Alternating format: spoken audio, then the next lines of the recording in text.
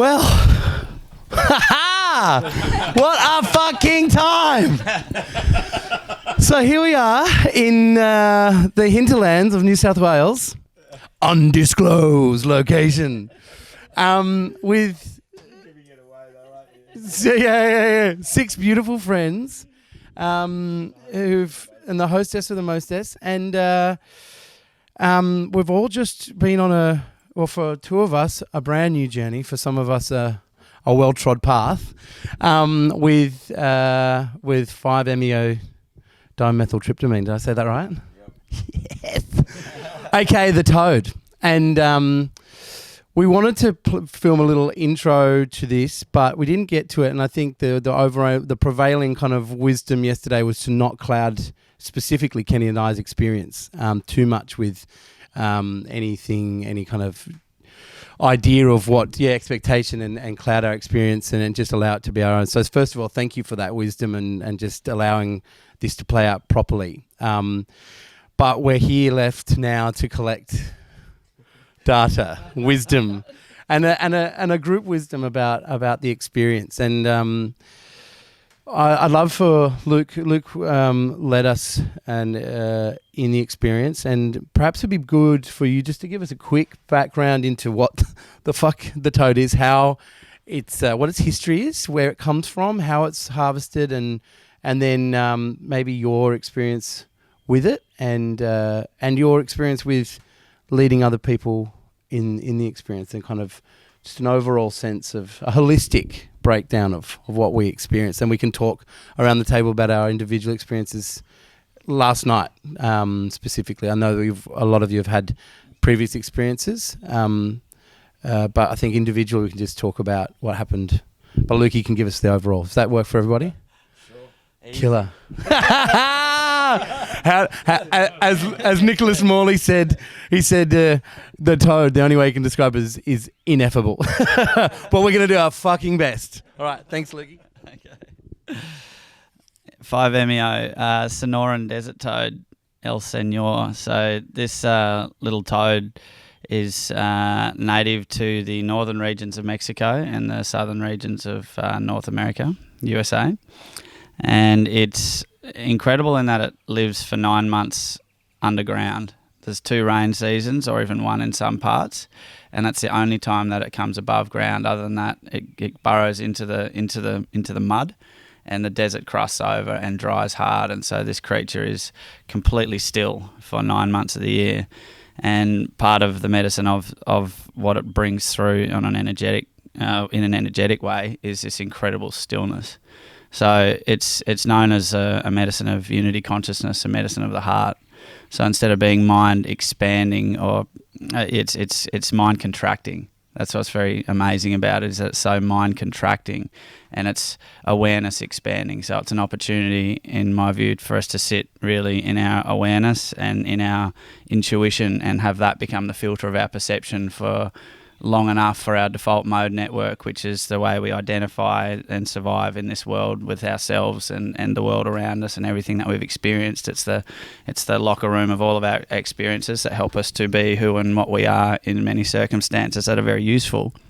But during this experience, it's not useful to hold on to those things at all. We're actually looking to completely let go of our identification network and go into a state of unity consciousness, which is the constant interplay in duality in our lives is no longer necessary for just that time. So we can become very open and very receiving of messages that we might usually call our intuitive glimpses suddenly become a intuitive flood. You know, we can sit in the waterfall of awareness and be waterboarded with wonderful insights and awarenesses, you know. And it can really feel like that. So this little toad hops up a couple of times a year. It actually looks quite like a cane toad. So, you know, for Australian audiences, we can all relate to that. But it's an emerald green colour. Okay. And the cane toad's a Bufo marinus, and these are Bufo alvaris. And the Bufo alvaris contains similar to a cane toad contains bufotenin, and everyone's heard of licking the toad. Well, it's a horrible experience, bufotenin. It's like terrible smack and really bad booze all mixed together. I've had bufotenin. Yeah. I've had bufotenin. I have not licked a toad. Yes, and now I give it to other people. No. No, but the chemical bufotenin is present in both of those, but that's where the similarity ends. So don't go hunting cane toads and interfering with them. You know, they'll interfere back. But yeah, so this secretion from this particular toad contains 5-MeO-DMT, and I always have a bit of a giggle because it's actually a defense mechanism similar to a cane toad's venom. But I always just wonder what would happen to an animal that bites this toad, because at one it's neurotoxic in its raw form, including to humans. So if you eat this stuff, you can get sick and even die. You become seriously ill. But they're protein-based toxins. So proteins denature under heat. So we smoke it, and the toxic element drops away, and the DMT, which is actually really only activated by, in us at least, unless we have an MAOI or a monoamine oxidase inhibitor, that then activates DMT, because otherwise we metabolize DMT too fast to get the experience. So it's this incredible thing by heating, and it's the alchemy of heat and fire on this incredibly complex neurotoxic substance that suddenly becomes one of the most incredible visionary experiences, or I'd call it more like consciousness-based experiences, So we're not visiting astral realms like we are with ayahuasca or other things. It's interdimensional, but in a state of going into full unity consciousness. When you take a threshold dose, you lose absolutely everything that we ever were as a person and go into a state of completely full reception of whatever the big noise is, whatever we want to call God, or that godlike experience for a time. And in smaller doses, we can take it in a way where we're called into a deep state of presence. So for me personally, this medicine is such a medicine of clarity, and clarity is something that I chose to actively be disinterested in for a long, long time. And that was to my detriment. And so I've become a person really interested in full clarity and what that means, and also being really present, and being present in my life and present for my child and for my community. And that was the inevitable conclusion to busting myself apart on all sorts of psychedelics and drugs for so long that eventually, Humpty had to come back together again. There was no other way. And this medicine has been instrumental in that. It's an incredibly unifying experience. So if we've been disunified or broken or fragmented through our own self-induced experiences or traumatic things from our past, to go into a state of unity again where we feel whole, where we remember our wholeness as people, and we remember that we're part of humanity and that we're part of this incredible experience of life, and what a magic and wonderful thing that is. Every single time it gets me, every single time there's a reconnection and re-remembering. And I think that it has a special place because it is so fast. You breathe it in, and as you breathe out, there you are right away. So there's not a lot of time to adjust, and in a way that's quite relieving, to be completely relieved of the process of other beautiful medicine experiences like ayahuasca. That was such a part of helping me to put Humpty back together again. In the earlier stages, it's a long experience. It's a huge commitment of time and energy, and I think this is different in that you can experience it and take that medicine back into your life straight away and practice it right there and then.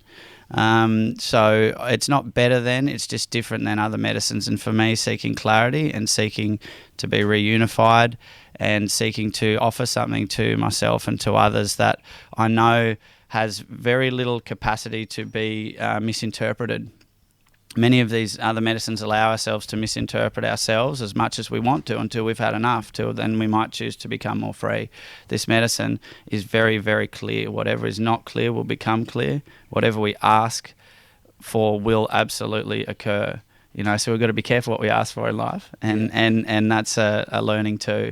But this little toad, the history of it, we don't have a massive, long, traditional history of use. There's been some old totemic findings and also some old depictions of toads, but in old paintings in that area, in the Sonoran Desert area. But it's actually been pretty recently that it started to come out to the world, and that's, you know, so there's actually, we're learning as we go, and we're learning, you know, both where it is and is not best applied. You know, there's been some stark examples out there of its misuse. It can be harmful when misused, and so, you know, best we educate ourselves and others as much as we can. And in coming into a state of full presence in smaller doses, we can assure ourselves of a really wide safety margin. And if we choose to go out into full unity consciousness where we're insensate in the bodily state, then we must have other people there to care for us. So for myself, I'm not a trained medical professional, so it's only under rare circumstances I would allow myself to serve someone a full dose. And it's only under, for me personally, it's only under certain circumstances that I actually can serve this medicine. I have never been called out so much by an experience, and I'm sure it's me connecting with me from a higher place, but the medicine facilitates this connection in a way that I can't hide from myself. So I've been allowed myself to get away with stuff for years that I probably knew I shouldn't. It was maybe not for my best higher self and everyone else's, you know, for the purposes of, you know, the greater good of all. I've chosen to also make selfish choices that may enrich me in some ways, but impoverish me in other ways. You know, mainly sort of spiritually or in the way that I spend my time. And just in a nutshell, this stuff has helped me to call myself into a place where I can't make those choices anymore without there being very direct and painful experiences of just being in myself in a contracted way. So this medicine expands us so rapidly that whatever is not expanded and will not let go becomes clear. And for me, that's been certain things that I've had to give up along the way. And in giving those things up, I get a gift come back to me that is of greater expansion and much more calm in my being. So does that answer most of what you asked for? Yeah, I've definitely felt that the calling out and those barriers and not being left unaccountable. As I said to you after I came back into this reality, if there was no resolution, there's no way any motherfucker's doing this drug twice. Do you know? Because it was a very difficult and painful experience, very uncomfortable for the first, I don't know how long it was that I was rolling around and rolling around in the grass and wiping myself down with the fucking leaves. But, when it came to, I ultimately resolved that. And I think Kenny and I will talk a little more in depth to the two of us when we get back to Sydney and we've had a little more time to process. But, K-Dog, do you want to talk a little about like maybe your apprehensions coming in and maybe and your experience? I wouldn't say apprehensions. I kind of kept my head out of it just to sort of not be overwhelmed with what might or might not happen, and and have so much information that I had an expectation of, I didn't want to be let down. I didn't want to be overwhelmed. You know what I mean? Like, just wanted to sort of go in clear headed. But I don't know. Well, I can still taste it a bit, like especially if you just shut your eyes, you can taste it entirely. What does it taste like? I was saying it's like the last hooks of a hash joint, like the real sort of burnt oil sort of taste. I don't know. I hadn't had that for probably a decade, but it's a memory. And then the other sort of thing I probably noticed mainly was, because it is specific to everyone and your person and that level of breaking you down. I don't view myself as someone, and I've never really done pharmaceutical drugs to any great excess, and I don't feel I have a huge tolerance for them. I dabble like like a lot of people, but my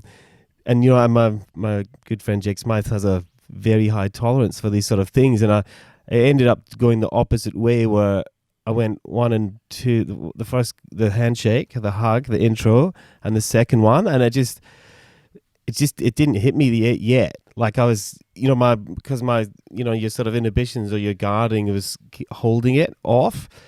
So I came out the second one to be like, yeah, I was actually, I think the first one was more of a rush because it was the introduction of something brand new to you. And then the third one, Luke was like, this one will get you. Yeah. So they did that, and it's like there was no rolling. You know, I'm not in any way a sort of exhibitionist at all, and I don't like, and I'm sure people that aren't do that, but it's like I didn't roll around. I sat there like cross-legged, just breathing it in and out, and then lay back. And I just remember saying to the boys, like, that was the ticket, lads. I was like, I surrendered on that one, and he just sort of sucked you up to a point where. Yeah, the coolest thing I think about it, and what we've spoken about a bit this weekend is the role of the ego, and which generally just quite harmful in most sort of society or community. So it's it's in a humbling way, and in a much cuter way, it just makes you feel like you're nothing for a second, which is kind of fucking cool. And it's like all this stuff that you stress about on a daily basis that doesn't really have any great effect. You see the sort of pointlessness in that, and so it does come back to all these things like family and children and what makes you smile, like the real simplistic things in life, which is something that I think everyone strives for. It's just it's a bit of a catapult into that world. A slingshot, a fucking human-sized slingshot, like phew. But yeah, it'd be interesting. Like I think it's one of these things you'd like to maybe come back to it like once a year or something, or sort of see. I'm interested to see going back to sort of, because I don't feel like I'm in real life right now, being out in this beautiful place, but it'd be interesting to see effect going back into work environment, sort of city life, and see if it sort of changes your demeanor or your approach or your feelings, and then revisit that down the track if we're lucky enough to come back and spend another sort of couple of nights like this. And thank you very much to everyone for making it a really beautiful experience. It could be very overwhelming, and I felt like we were kind of in the nirvana of what could have looked such a sort of gentle soul who walked us through it very slowly, just sitting in front of the river with the sun shining down on the trees. It was, pretty magical. So I feel good. I'm still just sort of soaking it in. We just gotta, see how we feel when we see the city lights on the drive back in. Maybe we'll be like, oh fuck, turn around, turn around. Put the kids in yeah. But yeah, I bought a house. We'll believe it out. But yeah, no, this is great. I'll pass you to Nick, see what he has to say. I don't know what to say. Oh, look, this medicine's been magical for me. I think I've been working with it for a couple of years now? Yeah. I reckon it was in July of last year that we first came across it. Yep. A year and a few months. Yeah, and in my last 20 years, I've been working a lot with ayahuasca. That's been a big help to me. It's helped sort of clear a lot of past trauma, and it's made me a much better person, and been able to help me deal with the work that I do and the complicated life that I've mapped out for myself. But the toad for me has given me clarity, and I just had some then, actually, an hour ago, and I'm still sort of feeling the presence of it in my system. And I would say that like each time you do it, you either you go in with an intention or you just get what you get. And I just went in there without an intention, and I got what I got. And what I got then was just to sit and be present.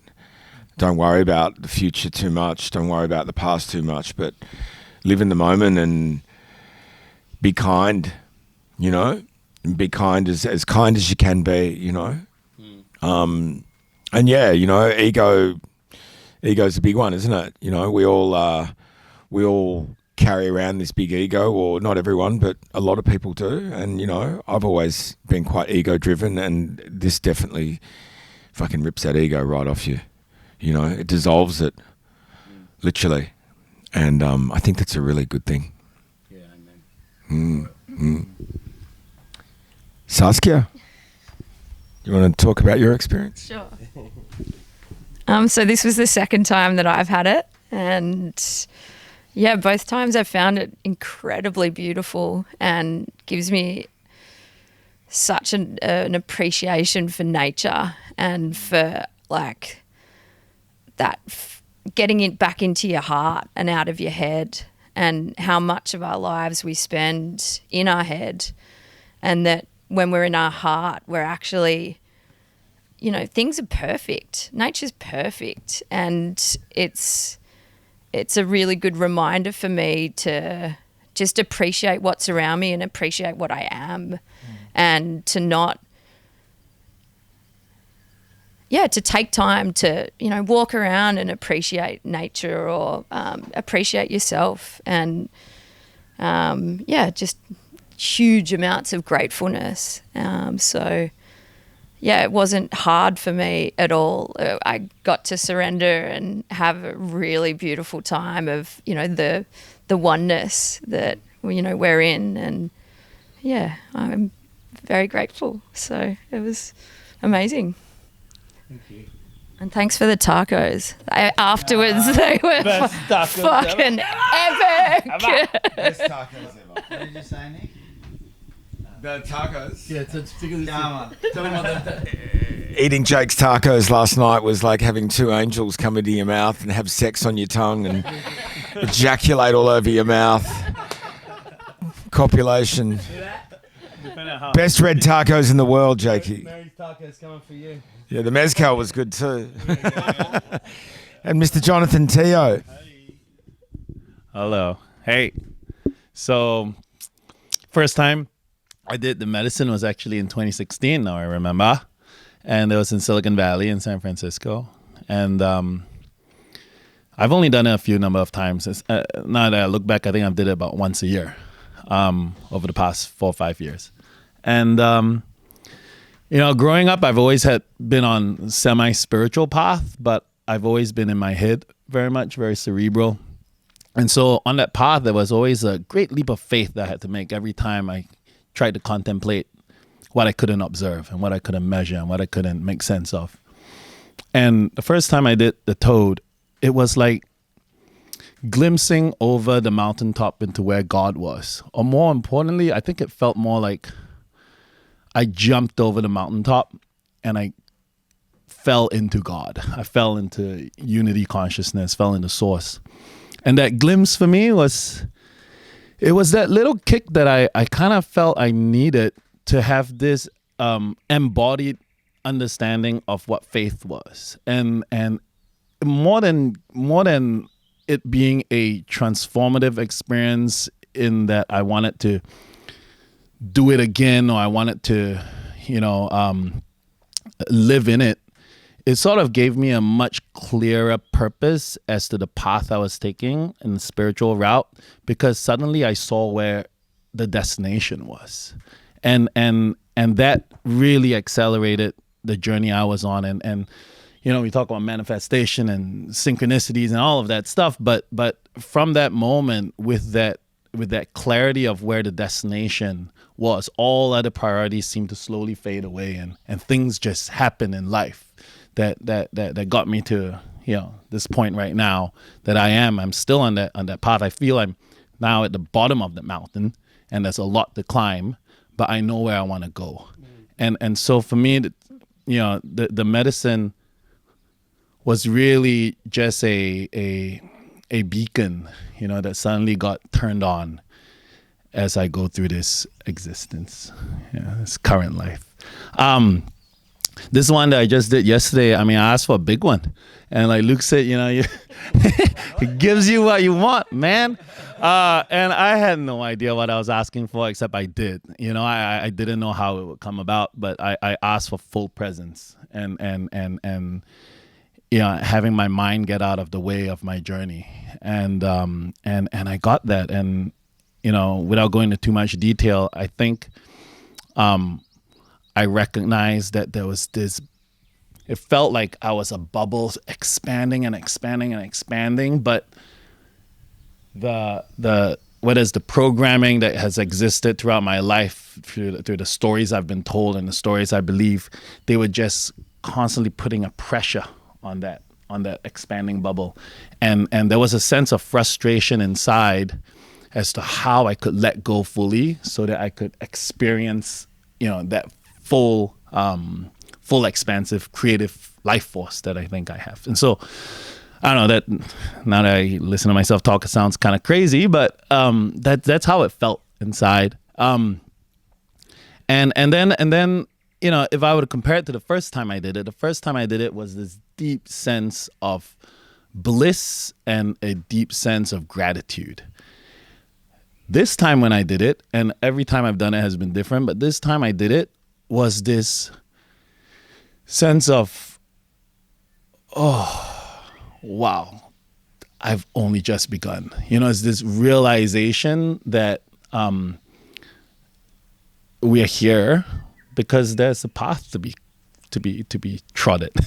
I say trotted because it's not easy. It seems like, oh, if you know where you want to go, just get there. But it's not easy. Life just throws all these curveballs and it tests you and tests you and tests you. But to have that marker again up there was fucking great. It's like okay, renewed sense of that vigor to go there. And the day since, like the past, I guess 12 hours, I've been in like a soft contemplative mode, because it's a serious thing. I don't take it lightly, and but it's the best experience I've ever had in my life. Simply, yeah. Thank you all for sharing so beautifully. I'd love to share my experience around this table, and we've talked a little bit about it, but there's the video running, but just I feel thank you for sharing, and I'd like to share my experience back with you 5 specifically, or 6. We've got somebody in the corner there, our beautiful friend who's chosen not to be on camera, and that's beautiful too. But yeah, but getting used to new skin. Yeah, exactly. And my experience was that that gentle introduction was one of very much, okay, I'm here, I'm comfortable. I had a little anxiety around what I was experiencing. I'd heard stories of the machine elves and all of these strange experiences on DMT that, and they ran counterintuitive from... Sorry, but that's a different type of DMT. Much different type of right, DMT. okay, right. DMT and 5-MeO DMT are just it's so different in that, DMT, you're connecting with astral realms, where you're seeing entitic beings or mind projections or visions or fractals or all of those things, depending on what we want to call them and label them. But we're entering more dense realms of interaction that can take shape and form in things that we may recognize from in various ways. With in unity consciousness, it's more of a molecular expansion into a full state of oneness. And so whatever is in the way of that, we more encounter ourselves actually in various parts of ourselves on that, instead of encountering these beings that we've then got to go into interpretal dancing with to figure out what the moves are. It's a very, very different world that we're entering. So it is worth really noting that 5-MeO DMT and DMT are very, very, very different places to work in. Okay. Can I say one quick thing on that? I found for me it was conceptualized like that, is that DMT was this deep knowing. It's like I know the object, I know love, I know God. And 5-MeO was I became the object, I became God. It's a very different, but it sounds subtle, but it's a completely different perspective shift for me. Yeah. Thank you. So I had this little bit of anxiety around it, and pre-game nerves, as Lukey described it. It's a pretty good example. But choosing not to be invested too much. I've done a lot of work with meditation and therapy and just an integration of myself over the last few years, and so I felt very confident in the fact that I knew how to relax and calm and just be present and recognize the non-dual reality of nature. I've had really beautiful meditation experiences where I've glimpsed that and had felt moments of that. But this was a real fucking slingshot into it. It was a fucking roller coaster into this consciousness. And I think one of the things that stuck with me that was there was a real battle to push through a lot of the accumulated debt that and noise that I've accumulated in my life, and I allow in consistently in the forms of other drugs, of work life, of family noise, past trauma, and current kind of ruminations on that, chewing of that old fucking vomit, and then also that game of forward planning and strategy, and just kind of being an anxious space about the future. And this is noise that I allow in constantly. And this was really beautiful, very quite painful, or anguished. I wouldn't say painful, but an anguished kind of throw into a place that I ultimately recognize. And it was the most beautiful thing for me, is I ended up in this place of, I wouldn't say I completely made the decision to surrender. It really fucking kind of beat me into it. But ultimately, where I arrived was somewhere it's not strange for me. And I was lying, looking up at the sky, and the clouds moving gently above me through the trees, and I was just taken back to a very similar place, which was with my children on our trampoline, looking up at the sky and talking together. And those moments, it's not every time I'm on the trampoline with my children, but I know those moments of just stillness and clarity, where I've allowed all things to pass away, to be present with them, and to share an experience with them. And it was a very beautiful thing for me to recognize that this is available to me in my life, and all I need to do is to lose that noise and control and drop that away, and learn to peel that away myself. And so, as a first experience, it was a lot, but also ultimately it resolved in a way that it's left me with a real indelible mark about what's possible in my own life on a day-to-day basis. You choose to kind of navigate that noise and mess and clutter. Anyway, I think we've done a pretty good job of describing the ineffable to a degree. But I think all six of us would probably go away going, yeah, it didn't touch the fucking. I don't quite know how to put into words the physical, like what was happening in my visual field, and in my like I was writhing around, retching, coughing, and screaming. We all most of us did some yelling from down in the creek, but yeah, and trying to come into eating dirt. Must be with earth, one with nature and God. Look, guys, I thank you so much for, first of all, sharing your story today, but sharing your space and your time, your energy, spirits with Kenny and I, and each other. Like this last 48 hours has been really special, and just can't thank enough. And yeah, I'm sure these motherfuckers that are listening will thank you too, because it's been a really educational and beautiful chat. Thank you. Thanks, guys. To the toe. Oh.